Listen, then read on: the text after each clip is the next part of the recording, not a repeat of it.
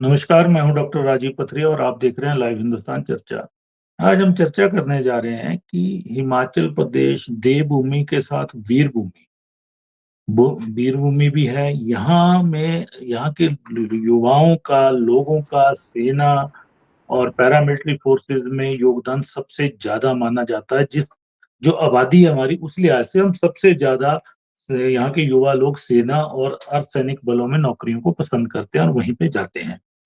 और देखा जाए तो अब तक 1160 शौर्य सम्मान हिमाचल प्रदेश के वीर सैनिकों को मिल चुके हैं, जिसमें 4 परमवीर चक्र, अशोक चक्र, महावीर चक्र, मतलब अलग-अलग तरह के। और लेकिन पिछले दिनों कांग्रेस ने एक बड़ा मुद्दा उठाया हुआ है चुनाव में। राहुल गांधी आते हैं, प्रियंका गांधी आते हैं, लेकिन उससे पहले आनंद शर्मा जो कि कांगड़ा से चुनाव लड़ रहे हैं, और सतपाल रायजादा जो कि ऊना से चुनाव लड़ रहे हैं, और विक्रमादित्य सिंह जो कि मंडी से कांग्रेस के प्रत्याशी हैं। उन्होंने एक मुद्दा कई दिन से चलाया हुआ था कि अग्निवीर, ये युवाओं के साथ ये मजाक है। ये जो 2022 में योजना लाए प्रधानमंत्री नरेंद्र मोदी, वो कहीं न कहीं युवाओं के साथ छलावा था। अमित शाह जी आते हैं और उनको इस योजना पे बोलना पड़ जाता है। धर्मशाला में रैली करते हैं, वो शायद रैली में वो बात नहीं बोल पाए, लेकिन फीडबैक ऐसा था कि एक लगभग 7 जिलों में, जिनमें कांगड़ा, हमीरपुर, ऊना, चंबा, बिलासपुर, मंडी, सिरमौर शामिल है, कि यहाँ सबसे ज़्यादा सेना में और अर्धसैनिक बलों में लोग जाते हैं। उन्होंने बाद में एक वीडियो मैसेज जारी किया और अग्निवीर योजना के जो आपत्तियाँ राहुल गांधी द्वारा उठाई गई थी, उनके बारे में क्लैरिफ़िकेशन दिया। उसके बाद पूरी भाजपा जाग गई, जबकि इतने दिनों से भाजपा कुछ नहीं बोल रही थी। आनंद शर्मा लगातार हमलावर थे, सतपाल रायजादा लगातार थे, कुछ नहीं किया जा रहा था। और इसके साथ ही आपदा एक ऐसा विषय है, आपदा को लेके प्रधानमंत्री नरेंद्र मोदी जी और गृह मंत्री जी ने सीधे-सीधे रोक लगाए हैं कि इसमें बंदरबांट हुई है, किसने ये चोरी की है, जाँच की जाएगी, गबन किया गया है। गृह मंत्री ने यहाँ तक कह दिया है कि इस पैसे का, जो हिमाचलियों का पैसा था, उसका प्रयोग कांग्रेस चुनाव में कर रही है, बड़ा आरोप लगाया है। तो आज हम इसी विषय पे चर्चा करने जा रहे हैं कि ये 2 विषय चुनावों में मुख्यतः उठे हैं। तो आज हमारे साथ चर्चा में भाग ले रहे हैं संजय शर्मा जी हैं, भाजपा के वरिष्ठ नेता हैं, वो हमारे साथ चर्चा में जुड़े हैं। मनमोहन कटोच जी हैं, कांग्रेस पार्टी के वरिष्ठ नेता हैं, वो हमारे साथ चर्चा में भाग ले रहे हैं। और प्रवीण शर्मा जी राजनीतिक विश्लेषक तौर पे हमारे साथ जुड़े हैं। और प्रवीण जी, सबसे पहले सेना में हिमाचलियों का योगदान और आपदा को लेके डिफेंसिव होना पड़ा, इन 2 मुद्दों पे 2 मुख्य मुद्दे उठे हैं इन चुनावों में, जो कि जनता में कहीं न कहीं कांग्रेस ने पहुँचाने की कोशिश की है। और अब राष्ट्रीय स्तर के नेता, तो जो शीर्ष 2 नेता हैं, उनको हिमाचल की भूमि पे आके इन चीज़ों पे डिफेंसिव होना पड़ा है। इसके क्या मायने हैं? देखिए डॉक्टर साहब, सबसे पहले तो बात करते हैं आर्मी की। हिमाचल जी, प्रदेश में जो पेंशनर हैं, आर्मी से जो रिटायर होके आए हैं या उनके वॉर विडोज हैं, वो लगभग उनकी संख्या 1,24,000 है। जी, और यही मान के चलिए कि 80 से 90,000 के बीच में जो हैं, वो आर्मी पर्सनल हैं, जो हिमाचल प्रदेश से वर्तमान में अपनी सेवाएँ दे रहे हैं। ऐसे में अगर उनसे रिलेटेड कोई मुद्दा है, जी, तो निश्चित रूप से चाहे वो कांग्रेस है, चाहे भारतीय जनता पार्टी है, कांग्रेस उस मुद्दे को भुनाना चाहेगी और भारतीय जनता पार्टी चाहेगी कि व्यर्थ में मुद्दा ना बने, क्योंकि ये बहुत बड़ा वोट बैंक है और ये वोट बैंक प्रभावित करता है लोकसभा चुनाव को, विधानसभा चुनावों को। शायद यही कारण है कि कांग्रेस ने इसको मुद्दा बनाया और भारतीय जनता पार्टी को इस मामले में स्पष्टीकरण देना पड़ा। सबसे पहले बात करते हैं हम लोग अग्निवीर योजना की, अग्निपथ योजना की, जिसके तहत अग्निवीर भर्ती हो रहे हैं।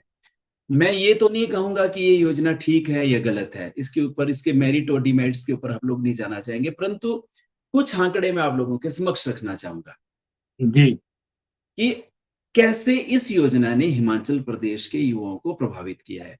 अगर 2015-16 में जो हिमाचल प्रदेश में जो पूरे देश में जो भर्तियाँ हुई आर्मी में, देखिए नेवी में जो भर्ती होती है और जो एयरफोर्स में भर्ती होती है, वो प्योर मेरिट के आधार के ऊपर होती है। वहाँ पे पॉपुलेशन को लेकर कोई कोटा-वोटा बिल्कुल नहीं है। परंतु ये जो आर्मी की भर्तियाँ है, ये नॉर्दर्न इंडिया के 7 स्टेटों में लगभग 57% लोगों की भर्ती यानी 7 स्टेटों से होती है। जिनमें एक हिमाचल प्रदेश में भी प्रमुख रूप से है। 2015-16 में ये आंकड़े में लोकसभा में दिए गए जो जवाब है वहां से लिए जा रहा हूँ, ये अपनी तरफ से जी मैंने जी इंटरनेट से नहीं उठाए हैं, जी इसलिए इन आंकड़ों के ऊपर हम लोग भरोसा कर सकते हैं। 2015-16 में 71,804 लोग भर्ती हुए, 16-17 में 52,447, 17-18 में 50,026, 18-19 में 53,431 और 19-20 में 80,572 लड़के जो है वो भर्ती हुए हैं। 20-21 में कोई भर्ती नहीं हुई कोविड की वजह से, 21-22 में भी कोई भर्ती नहीं हुई, तो 2 वर्ष तो बिना भर्ती के चले गए। और हिमाचल प्रदेश की जो टोटल जनसंख्या है वो देश की जनसंख्या का 1% है, परंतु आश्चर्यजनक है कि हिमाचल प्रदेश के लगभग 6 से 7% युवा जो है वो भर्ती होते हैं आर्मी के अंदर। टोटल जो जी आर्मी में भर्ती होती है, तो 2017-18 में जो हिमाचल के युवा भर्ती हुए हैं वो 2,376, 18-19 में जो भर्ती हुए 4,202 और 19-20 में जो भर्ती हुए 5,882, यानी लगभग 6,000 लोग जो है भर्ती हुए। अब बात आती है कि अग्निवीर योजना के बाद क्या होगा। अग्निवीर योजना में जो टोटल भर्तियां हुई वो 45,000 भर्तियां हुई, जिनमें आर्मी में जो भर्ती हुई वो 40,000 हुई। हिमाचल प्रदेश से एयरफोर्स और नेवी में 50 और 60 लोग से ज्यादा नहीं जाते हैं हर साल, 50, 60, जी 20, 19 यही जी इनकी स्ट्रेंथ रहती है। आर्मी परंतु पहली पसंद रहती है। हाँ, आर्मी में जो हर साल जो है वो 7% लोग जाते हैं। अगर 40,000 लोगों की भर्ती को देखा जाए तो टोटल हिमाचल प्रदेश से 2700-2800 लड़के जो है जो 22-23 में भर्ती हुए और 23-24 में भी लगभग इतने ही लड़के भर्ती हुए, 2800 के करीब। अब जो सबसे बड़ी दुविधा होगी जब ये 26-27 में आएंगे तो नेचुरली 25% लोगों ने रिटायर होके आना है। अब हिमाचल प्रदेश से जो लड़के भर्ती होंगे, जो 26-27 में हिमाचल प्रदेश की आर्मी में जो रिप्रेजेंटेशन होगी वो मात्र 600 और 700 लड़कों की ही होगी, जहां 18 और 19 में 6,000 लड़के भर्ती थे, अब कितने भर्ती होंगे? 600 और 700, क्योंकि बाकी 25% ने तो वापस आ जाना है, ऐसा 75% ने वापस आ जाना है। 75 जी रहना तो 25% लोगों ने है। तो जी मैं ये नहीं कह रहा हूं ये सिर्फ हिमाचल प्रदेश को नुकसान होगा, ये नॉर्दर्न इंडिया की 7 स्टेटों में जहां युवा आर्मी को प्रेफर करते हैं वहां पे नुकसान होने वाला है। तो हिमाचल प्रदेश को भी इस दृष्टि से बहुत बड़ा नुकसान होगा कि 26-27 के अंदर हिमाचल प्रदेश के मात्र 700 लड़के होंगे जो आर्मी के अंदर होंगे। तो अग्निवीर योजना से कहीं ना कहीं संख्या की दृष्टि से हिमाचल प्रदेश को नुकसान होने वाला है। हाँ, उसके बाद स्थिति थोड़ी सी सुधरेगी क्योंकि भर्ती में थोड़ी ज्यादा संख्या में भर्ती होगी, तो निश्चित रूप से हिमाचल प्रदेश के लड़कों को वो मिलेगा, जिसको बोलते हैं अधिमान मिलेगा। तो नेचुरली कांग्रेस ने भी इन आंकड़ों को देखा होगा, शायद यही वजह है कि वो इसको जो है वो अपना चुनावी मुद्दा बना रहे हैं। परंतु अभी तक तथ्यात्मक ढंग से मैंने कांग्रेस के किसी नेता को इस तरह से बोलते नहीं सुना है। वो सिर्फ अग्निपथ योजना और अग्निवीर योजना का विरोध कर रहे हैं बिना मेरिट में जाए हुए। अब सेकंड बात आती है आपदा के ऊपर। आपदा के ऊपर मुझे लग रहा है कि दोनों ही दल कहीं ना कहीं बिल्कुल झूठ बोल रहे हैं। हिमाचल प्रदेश को 3 तरह से आपदा में सहायता मिलती है, एक एसडीआरएफ के तहत, एनडीआरएफ के तहत, एसडीएनएफ के तहत और एनडीएनएफ के तहत। इन 4 तरह, 2 तो हो गए एसडीआरएफ, एनडीआरएफ, और एक बीच में जो है जहां पे आपका भूस्खलन होता है या जिसमें या फिर आपको भूकंप से जो नुकसान होता है उसमें 50-50 करोड़ रुपए मिलते हैं।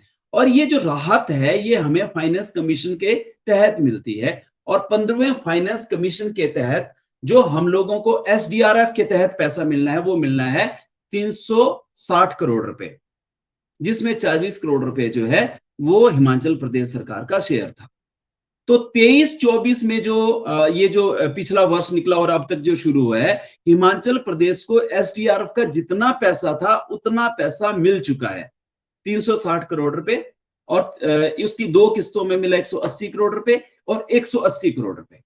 और जो एनडीआरएफ का है, जो एनडीआरएफ जो है नेशनल डिजास्टर रिलीफ फंड के तहत जो है हिमाचल प्रदेश को अब तक 28 फरवरी 2024 तक जो टोटल पैसा मिला है वो मिला है 787.25 करोड़ रुपए। जी ये भारत में किसी भी स्टेट को दिए गए पैसे से बहुत ज्यादा है। अगर एक पार्टी भी इस मामले में झूठ एक कह रही है कि पैसा नहीं मिला है तो वो गलत है। नहीं एसडीआरएफ का सारा नहीं पैसा मिल चुका नहीं है। प्रवीण प्रवीण जी, उनका सवाल ये है, आंकड़े जो कुल मिला के 1872 करोड़ रुपया केंद्र से आया है टोटल, उसमें कुछ पैसा 22-23 का भी था, वो उसकी भी पेंडेंसी थी। लेकिन सवाल ये है कि जो ये एक नेशनल लेवल पे सबसे बड़ा एक आपदा आई थी हिमाचल प्रदेश में, एक विशेष सहायता, और इसके क्लेम जो 9,900 करोड़ रुपए के इनके पोर्टल पे गृह मंत्रालय के पास लंबित पड़े हैं, बात उसकी हो रही है। मैं अब उसको भी ऊपर भी आता हूँ। जी एनडीआरएफ के तहत जो पैसा मिलता है ये विशेष सहायता ही है। जो विजय आपको वहां पे गुजरात में जो चक्रवात आया था, तो गुजरात को 384 करोड़ रुपए की सहायता मिली है। उसके कंपैरेटिवली जो है हिमाचल प्रदेश को 787 करोड़ रुपए की सहायता मिली है। नो डाउट जितना हिमाचल प्रदेश में नुकसान हुआ है उससे कम, बहुत कम है। परंतु दूसरे ढंग से भी देखना पड़ेगा। ये जो क्लेम आज 9,900 करोड़ रुपए के बता रहे हैं, पहले एक मकान गिरने के ऊपर 10 लाख रुपए, 10,000 रुपए मिलते थे। अब उसको बढ़ा के 7 लाख रुपए सुक्खू जी ने कर दिया हुआ है। अब सुक्खू जी चाहते हैं कि जो पैसा उन्होंने बढ़ाया है वो भी केंद्र दे। जो पैसा जी प्रदेश सरकार ने अपनी तरफ से बढ़ाया है वो भी केंद्र दे। ऐसा बिल्कुल भी नहीं हो सकता। कल को तो 20 लाख रुपए कर देंगे एक मकान का, फिर बोलेंगे कि इतनी पेंडेंसी बन गई है, हाँ, अब क्योंकि ये अंदर केंद्र अपने एनडीआरएफ के पैरामीटर तहत के देगा। अनुसार ही देगा, बिल्कुल बिल्कुल। हाँ, लेकिन जो अब रोड कहीं ना कहीं जो मुझे इंफ्रास्ट्रक्चर, लग रहा है कि बिजली इस का, मामले, आईपीएच का जो नुकसान हुआ है वो बहुत भारी नुकसान हुआ है। ये बिल्कुल जो 3 इस सेक्टर मामले मेनली में है। जो मुझे लगता था हिमाचल प्रदेश को लगभग 3 से 4 हजार करोड़ रुपए की आर्थिक सहायता तो मिलनी ही चाहिए थी। क्योंकि इस दौरान जो है व्यक्तिगत रूप से तो कांग्रेस ने लोगों को खुश किया, इसमें कोई दो राय नहीं है। परंतु जहां सड़कों का निर्माण होना था, जहां पुल टूट गए, में मंडी के बीच में 7 पुल टूटे, उनका कोई निर्माण जी नहीं जी हो जी, पाया हुआ है। तो वो बिल्कुल। जो पैसा कहीं ना कहीं केंद्र को एक जिसको कहते हैं कि बहुत खुले मन से देना चाहिए था, वहां पे केंद्र ने भी थोड़े हाथ सिकोड़े हैं और प्रदेश सरकार ने भी सही पिक्चर जो है वो लोगों के समक्ष नहीं रखी है। तो ये दो मुद्दे हैं। अग्निवीर योजना के मामले में तो सीधा सीधा मैं कह सकता हूं कि हिमाचल प्रदेश को पिछले 2 वर्षों में बहुत बड़ा नुकसान हुआ है रोजगार की जी दृष्टि से। और जी रही जी, बात आपदा के मामले में, आपदा के मामले में दोनों दल कहीं ना कहीं जो है तथ्यों को छुपा रहे हैं। सच्चाई यही है कि जहां प्रदेश सरकार जो है केंद्र से मिले हुए पैसों का सही जानकारी लोगों के समक्ष नहीं रख रही है, वहीं केंद्र सरकार ये गलत बोल रही है कि हम लोगों ने ज्यादा पैसे दिए हैं। सच्चाई यही है बिल्कुल कि बिल्कुल, हिमाचल कहीं ना प्रदेश को कहीं दस एक हजार क्लियरिटी नहीं, करोड़ रुपए से क्लियरिटी नहीं ज्यादा आ रही, नुकसान जो है वो हिमाचल प्रदेश को हुआ था। और क्लियरिटी नहीं आ हिमाचल रही है। प्रदेश हिस्सा है केंद्र का। हम कोई बिल्कुल बाहरी बिल्कुल लोग नहीं है, हम कोई भूटान नहीं है, हम कोई पाकिस्तान नहीं है, हम कोई मालदीव नहीं है, हम इसी देश बिल्कुल। का हिस्सा है। तो ऐसे कंडीशन पे जब हम लोगों के संजय, ऊपर आपत्ति आई थी तो कहीं ना कहीं बिल्कुल केंद्र बिल्कुल। को हम लोगों की मदद करनी चाहिए थी। जी, संजय जी, दोनों मुद्दे आपने विस्तार से सुने, प्रवीण जी ने बड़े अच्छे आंकड़े भी दिए। लेकिन देखिए, मुद्दे ये हैं कि आपके 2 पार्लियामेंट तो पूरी तरह से सेना की नौकरी, अग्निवीर और ये चीजें प्रभावित कर रही हैं। फीडबैक कहीं ना कहीं गृह मंत्री तक पहुंचा होगा, जाहिर है उनको एक स्पष्टीकरण जैसा इस पे देना पड़ा। लेकिन स्पष्टीकरण में जो बातें हैं कि 25% रहेंगे वहाँ, राज्य देंगे, लेकिन राज्य ने, किसी ने, एक अपने इनके एक्स सर्विसमैन लीग कांग्रेस के कर्नल रोहित ने एक बड़ा आरोप लगाया है कि नोटिफिकेशन कहाँ है, कि राज्य अगर 10 से 20% नौकरियां अपनी पुलिस में देंगे, उसकी नोटिफिकेशन कहाँ है? क्योंकि जब ये योजना यहाँ पे भी 2022 में लागू हुई थी, उस समय आपकी सरकार थी, यहाँ भी नहीं हुई नोटिफिकेशन, बाकी भाजपा शासित राज्यों में भी नहीं हुई। तो कहीं न कहीं युवाओं का जो सेना में जाने का एक जज़्बा होता था, वो कम हुआ है इससे, और आपके वोट बैंक पे भी असर दिख रहा है, तभी आपके नेता, बड़े नेताओं को बोलना पड़ रहा है। उसके बाद आपके राज्य के सभी नेता बोलना शुरू हो गए हैं। आप देखिए। डॉक्टर पथरिया, ऐसा नहीं है कि गृह मंत्री यहाँ पे आए और उनको कोई स्पष्टीकरण देना पड़ा। भारतीय जनता पार्टी जिस दिन से अग्निवीर योजना जो है वो देश के अंदर लागू करी थी सेना की भर्ती के लिए, उस दिन से ही कांग्रेस पार्टी ने एक दुष्प्रचार जो है वो करने का प्रयास पूरे देश में किया है, लेकिन इनको सफलता नहीं मिली। जहां तक हिमाचल प्रदेश में या देश के अंदर नौजवान को रोजगार देने का प्रश्न है, तो उसमें भारतीय जनता पार्टी निश्चित तौर पे जब से सत्ता में आई है तब से हमने प्रयास किए हैं।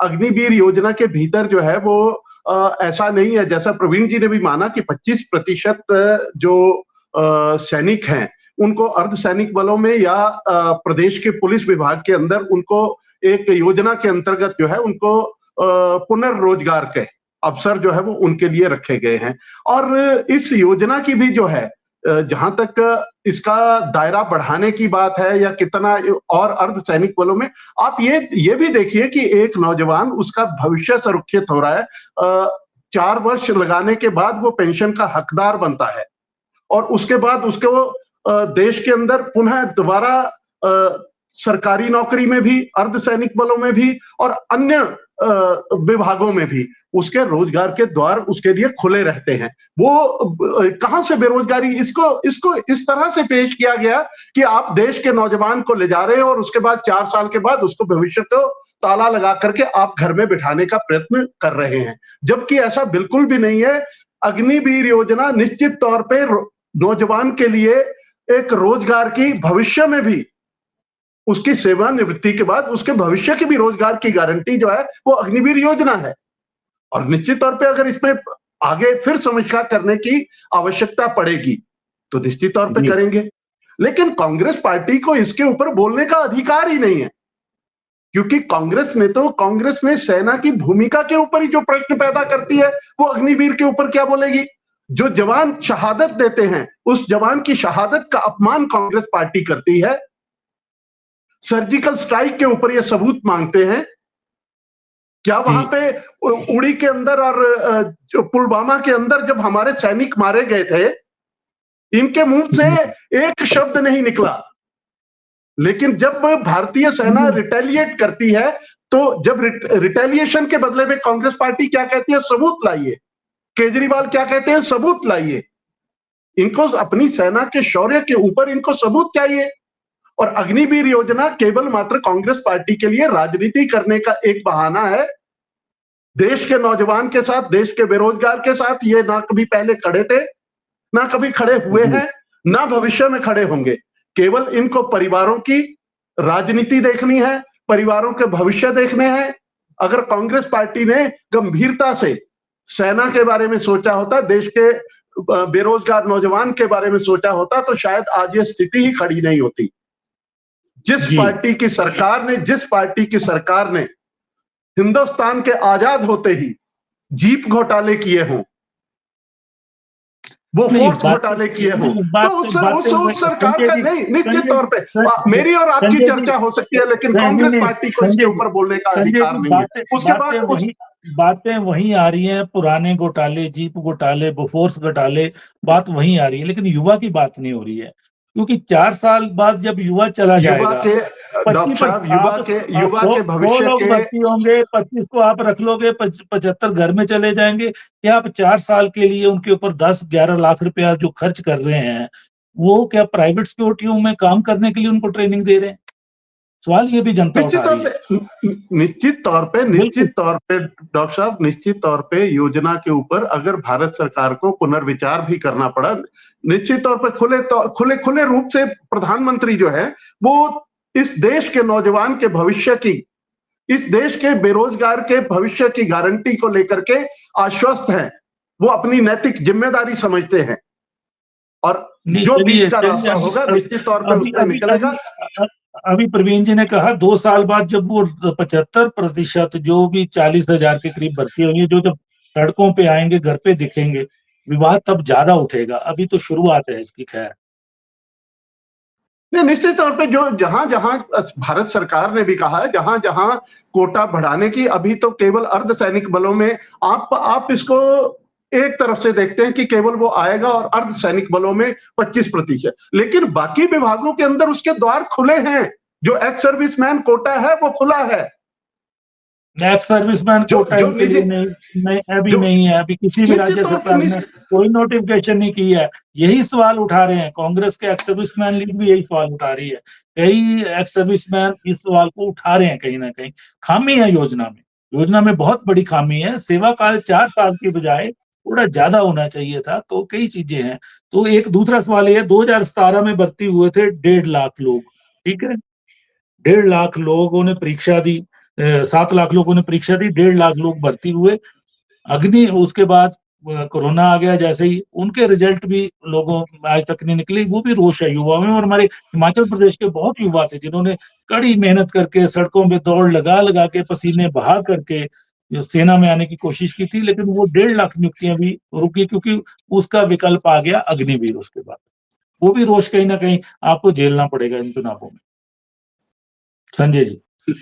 नहीं, निश्चित तौर पे अगर हमें नहीं लगता, भारतीय जनता पार्टी अगर इस योजना को लेकर के आई है, मुझे नहीं लगता कि इसके अंदर कोई खामी है, और अगर कोई खामी होगी तो हम खुले दिल से, पार्टी भी सरकार भी खुले दिल से, अगर इसके ऊपर पुनर्विचार करने की आवश्यकता होगी, अगर महसूस हुई, तो निश्चित तौर पे जो भी देश के भविष्य के लिए, जो भी देश के नौजवान के भविष्य के लिए जो भी सही रास्ता होगा, उस रास्ते को तलाशा जाएगा और उसका समाधान किया जाएगा। उसके उपरांत में आता हूं आपने आपदा के ऊपर। आपने देखा होगा कि आपदा में ना एक आंकड़ा बड़ा लगा रहा है, गृह मंत्री जी बोल रहे हैं 3200 करोड़ रुपए भेजे।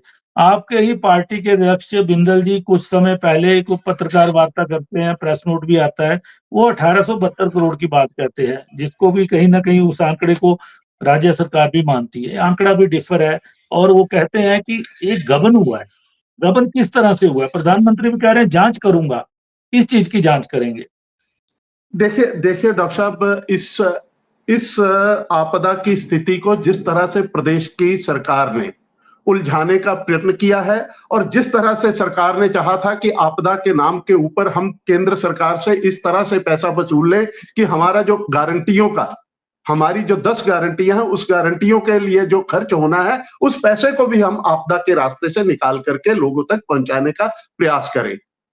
जिस तरह से मैंने कहा है कि जनता के बीच में वाह लेने के लिए प्रवीण जी ने भी जिस तरह से कहा है कि मुख्यमंत्री ने 10,000 की जो मकान की रिपेयर के लिए या दिया जाता था, उसको जो है वो आपने बढ़ा करके 7 लाख या 8 लाख या 10 लाख कर दिया।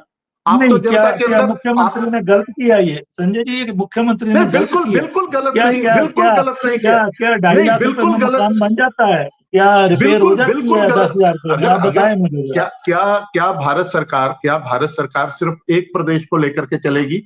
नहीं, मुख्यमंत्री ने इसके लिए 4500 करोड़ रुपए का स्टेट बजट से भी वो प्रोविजन पूरे किया है। देश के लिए बनती है। क्या सुखविंदर सिंह सुक्खू जी के पास प्रदेश के अंदर इतने रिसोर्सेज थे कि वो अपनी घोषणा से पहले उसके ऊपर विचार करते कि जो चीजों को, जिन घोषणाओं को मैं करने जा रहा हूं, ये उसी तरह की ये उसी तरह की जनता यही साथ छोड़ती है। ये बात गलत है, जनता वही साथ छोड़ती है। जनता को ऐसे आपदा के वक्त में सहारा चाहिए, और सुक्खू ने वो सहारा देके पीएम ने कहीं ना कहीं भाजपा को ऐसे बैकफुट पे लाया कि पीएम को भी और गृह मंत्री को भी, जो बड़े चेहरे हिमाचल में आके सफाइयां देनी पड़ रही। डॉक्टर साहब, ये उसी तरह ये आपदा की घोषणा भी उसी तरह की घोषणा थी जिस तरह से चुनाव से पहले की 1500 रुपया देने की, 1 लाख रुपया देने की घोषणा, 80 रुपए और 100 रुपया लीटर दूध खरीदने की घोषणा, 2 रुपए किलो गोबर खरीदने की घोषणा, ये उसी तरह की घोषणा थी कि जेब में कुछ नहीं है लेकिन घोषणाएं करनी है। और जब सत्ता में आप आए हो, जब आप सत्ता में आ गए, तो आप कहीं ना कहीं उन घोषणाओं के पीछे छुपना चाह रहे हो, और आप पेंशन के लिए भी पैसा भारत सरकार से चाहते हो, आप अपने गारंटियों को भी पूरा करने के लिए पैसा जो है वो केंद्र सरकार से चाहते हो। इस तरह से नहीं चलता है। और जो आंकड़े गृह मंत्री ने रखे, आप क्या 5,000 घर हिमाचल प्रदेश को मिलने थे, 11,000 मिले। जो स्वीकृत योजना के अंतर्गत मिलने थे वो 5,000 मिलने थे, लेकिन आपदा के बाद जो है वो उसकी संख्या बढ़ा करके 11,000 की गई। तो क्या ये हिमाचल प्रदेश के लिए लाभ की स्थिति नहीं थी? क्या ये 6,000 अतिरिक्त घर क्या ये मुफ्त में बनने थे? राष्ट्रीय राजमार्गों की मुरम्मत के लिए जितना भी खर्च होना है, प्रदेश सरकार उसको अपने जिम्मे में क्यों डाल रही है? प्रदेश सरकार उसको अपने जिम्मे में डाल करके आप ये देखिए, सुनिए, गडकरी जी के पहले वो सवाल राष्ट्रीय राजमार्गों का ही है। गडकरी जी की आपने एक रैली लगभग तय कर दी थी कुल्लू में, लेकिन सबसे ज्यादा नुकसान कुल्लू मंडी को हुआ। उसके बाद गडकरी जी की वहां घोषणाएं थी, उन्होंने दौरा किया था कि 2-2 किलोमीटर जो भी राष्ट्रीय राजमार्ग के साथ जुड़े हुए हिमाचल के स्टेट रोड हैं, डिस्ट्रिक्ट रोड हैं, उन सबको NHI से बनाया जाएगा। लेकिन एक भी रोड नहीं बना, एक भी पुल नहीं बना। और हमारी सूचना है कि गडकरी जी की रैली को वहां से रद्द इसलिए किया गया, जो प्रस्तावित रैली थी, अब योगी जी को वहां बुलाया गया उसके जगह पे। गडकरी जी का रोका गया कहीं ना कहीं कि लोग ये फिर से जाग जाएंगे, सवाल जानेंगे, क्योंकि कुल्लू में सबसे ज्यादा मनाली में नुकसान था। जी संजय जी। नहीं, ये मिस इन्फॉर्मेशन है। ऐसी इस तरह की कोई अभी योजना खबरों में नहीं बनी छपा है थी। गडकरी जी का प्रस्तावित दौरा, आपके ही लोगों ने नहीं, सूचनाएं दी वो हैं। एक प्रस्तावित नेताओं की स्टार प्रचारकों की एक सूची है। उस सूची के भीतर जो है वो अलग अलग स्थानों के ऊपर अलग अलग वो तो समय के ऊपर वो किया जाता है। अब इस तरह से आप ये मानिए कि धर्मशाला के अंदर अमित शाह जी की रैली प्रस्तावित जो पहले थी वो 27 तारीख को थी, लेकिन 23 तारीख शाम को आ जाता है कि इसको 25 तारीख करना है। डेट तो आगे इसमें पीछे हो इसमें सकती है, लेकिन इसमें क्या गडकरी जी को तो बिल्कुल ही मना कर दिया कि आप नहीं आएंगे, कुल्लू मनाली नहीं आएंगे आप, नहीं, ये क्योंकि मीडिया मुद्दे के पास दोबारा जो से है खड़े हो जाएंगे उनके सामने। यह मीडिया के पास जो है वो मिस इन्फॉर्मेशन है। चलिए भारतीय थोड़ा जनता पार्टी अपनी योजना के अनुसार काम चलिए करती है। किस नेता की चलिए, कहाँ ये आवश्यकता दो मुद्दे और ऐसा लग नेता रहा है की कि बहुत उपलब्धता ज्यादा और संजय नेता जी की को भी बहुत उपलब्धता, ज्यादा क्योंकि डिफेंसिव होना क्योंकि पड़ रहा है, ये मुद्दे ही ऐसे लग नितिन रहे हैं गडकरी मुझे। जी महाराष्ट्र के एक स्थापित नेता है और उनकी आवश्यकता जिस समय यहाँ पे कर रहे थे, उनकी आवश्यकता महाराष्ट्र के भीतर चलिए पड़ी। उनके कार्यक्रमों को बदला गया चलिए, कटोच जी को और समय उनकी दे जगह देते योगी जी आ गए। हैं। संजय जी लंबा चल रहा है, कटोच जी को समय दे देते हैं। कटोच जी, दोनों मुद्दे आपने सुन लिए। कांग्रेस का कहीं ना कहीं कांग्रेस ने इन मुद्दों को फैलाने की ऐसी कोशिश की है कि भाजपा पूरी तरह से डिफेंसिव है। आज संजय जी भी बहुत डिफेंसिव हो रहे हैं और काफी होना पड़ रहा है उनको, क्योंकि मुद्दे जनता के बीच में घर कर चुके हैं। और 5 उपचुनावों पे अग्निवीर का भी असर पड़ रहा डॉक्टर है। साहब ऐसा बिल्कुल नहीं है, लाहौल डिफेंसिव स्पीति है, को छोड़ दें, थोड़ा सा गला ठीक खराब है। है इसलिए वो लग रहा नहीं है नहीं नहीं, आपको। गले नहीं, आपने बोला तो बहुत ऐसा नहीं है। इससे तो ये 5 उपचुनावों में भी असर पड़ रहा है, जाहिर है। तो अग्निवीर योजना की जो खामियां हैं, ये आपने किस तरह से पहुंचाई हैं जनता तक, और आपदा को लेके जो आंकड़े लगा रहे हैं, प्रवीण जी ने कहा कि दोनों पार्टियां गुमराह कर रही हैं, आखिर क्यों जनता को गुमराह कर रही हैं? एक श्वेत पत्र ला दीजिए, केंद्र भी ला दे और सेंटर भी ला दे, दोनों का कंपैरिजन हम कर लेंगे, जनता को बता देंगे तस्वीर क्या है। वो कोई नहीं ला रहा श्वेत पत्र कहीं ना कहीं। देखिए, पहले तो आपका धन्यवाद, बड़े लंबे समय के बाद आपने मुझे बोलने का मौका दिया। और दोनों मैं मेरे भाइयों को सुन रहा था। जो अग्निवीर योजना की यहाँ तक बात है, हिमाचल प्रदेश एक ऐसा प्रदेश है कि जहाँ हर घर से कोई ना कोई आर्मी के साथ सीधे तौर पे या इनडायरेक्टली जुड़ा हुआ पाया गया है। और हर परिवार को आर्मी के लोग प्रभावित करते हैं। हर बच्चा जब पैदा होता है तो आर्मी के लोगों के साथ संपर्क और संबंध में वो रहता है। इसलिए यहाँ तक मैं बात करूं, और ये एक बड़े गर्व की बात है कि हिमाचल के लोग जो हैं वो आर्मी में जाना पसंद करते हैं। और आबादी के हिसाब से सबसे ज्यादा परमवीर चक्र अगर हम देखें तो हिमाचल प्रदेश को 4 परमवीर चक्र मिले। पिछले 10 साल में जो हिंदुस्तान में सरकार चल रही है, जो 2 मुद्दे आपने आज चर्चा का विषय बनाए हैं, हिंदुस्तान में जो सरकार चल रही है उसने झूठ बोलने में और लोगों को ठगने के सिवाय कोई काम नहीं किया। संजय भाई से माफी चाहूंगा, बड़े डायरेक्टली तौर पे ये कहना चाहूंगा कि आपकी जो सरकार है उसने नौजवान हो, उसने हिमाचल के लोग ही नहीं पूरे हिंदुस्तान के लोग हों। आपका जो शीर्ष नेतृत्व है वो ये कहता है कि जहां भी जाता है वो कहता है कि मेरा यहाँ अपना एक संबंध है, और हिमाचल को भी उन्होंने कभी कहा कि मेरा ये दूसरा घर है।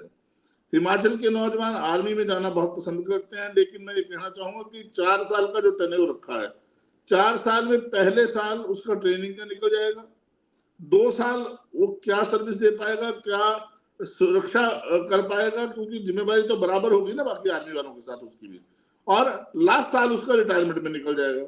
और फिर ये कहेंगे कि हमने उनको नौकरी दे दी, एहसान एक ऊपर से और चढ़ा देंगे उसके ऊपर। फिर वो घर आएगा, 22-23 साल में रिटायर होकर आएगा, ना तो वो शादी कर पाएगा ना उसको कोई लड़की देगा। पहली तो बात मैं आपके मध्य ये कहना चाहूंगा। दूसरा, मोदी की जो योजना है, इस योजना ने देश की सुरक्षा के ऊपर भी एक बड़ा प्रश्न चिन्ह लगाने का काम किया है।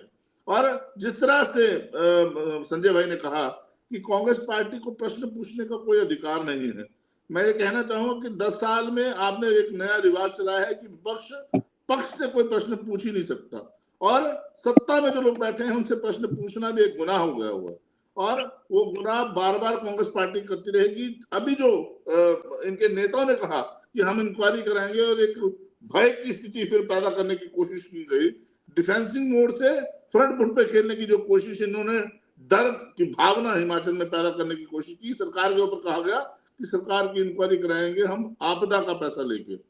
जो आपदा के पैसे को लेके ये बात कर रहे हैं, मैं ये कहना चाहूंगा कि हिमाचल प्रदेश हिंदुस्तान का हिस्सा है और तमाम प्रदेशों में कहीं भी अगर आपदा आती है तो डेफिनेटली हर प्रदेश के अपने अपने रिसोर्सेज हैं, अपने अपने काम के बलबूते पे वो लोग खड़े हैं। लेकिन हिमाचल प्रदेश एकमात्र प्रदेश है जहां सिर्फ सोर्स जो है इनकम का वो या तो बागवानी है और या फिर टूरिज्म है, और आपदा के कारण दोनों चीजों को नुकसान हुआ।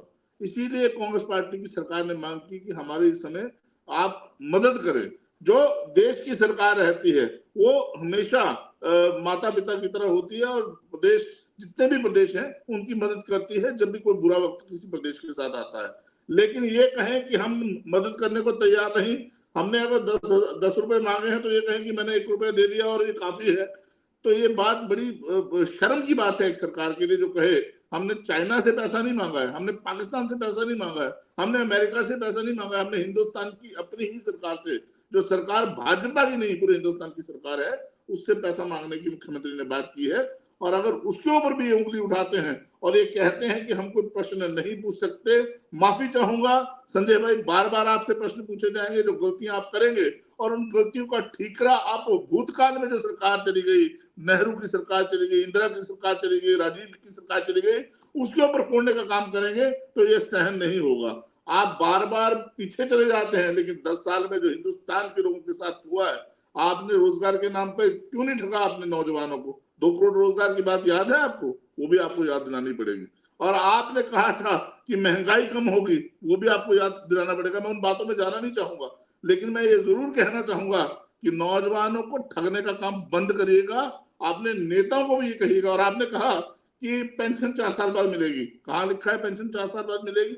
अग्निवीर योजना में 4 साल बाद कोई पेंशन नहीं है। और 11 लाख रुपए आप थमा के उसको घर भेज देंगे नौजवान को, और 11 लाख रुपए के बाद वो प्राइवेट सिक्योरिटी, जो भी पत्रिया जी ने कहा कि प्राइवेट सिक्योरिटी का काम करने के लिए वो बाध्य हो जाएगा। कहीं भी कोई नोटिफिकेशन नहीं है, प्रवीण भाई ने अभी कहा आपके समक्ष, शायद आप सुन नहीं रहे चर्चा को, कोई नोटिफिकेशन नहीं है कि जो नौजवान अग्निवीर योजना से रिटायर होकर आएगा उसको नौकरी देने का काम प्रदेश सरकारें और केंद्र की सरकार करेगी। लेकिन आप शायद पूरी तरह से तैयारी के साथ चर्चा में नहीं बैठे हुए। माफी चाहूंगा आपसे, और मैं ये कहना चाहूंगा कि आपने अभी कहा कि हम इसके ऊपर सोचेंगे। क्या आप गारंटी देते हैं अमित शाह जी की और मोदी जी की? क्या संजय भाई के कहने पे अमित शाह और मोदी जी अग्निवीर योजना, जो योजना नौजवानों के साथ और खास तौर पे हिमाचल के नौजवानों के हितों के साथ खिलवाड़ है, उस योजना को वापस लेने के लिए आप आपके कहने के मुताबिक काम करें? नहीं, अब वो मनमोहन जी आप इतने निराश क्यों हो रहे हैं?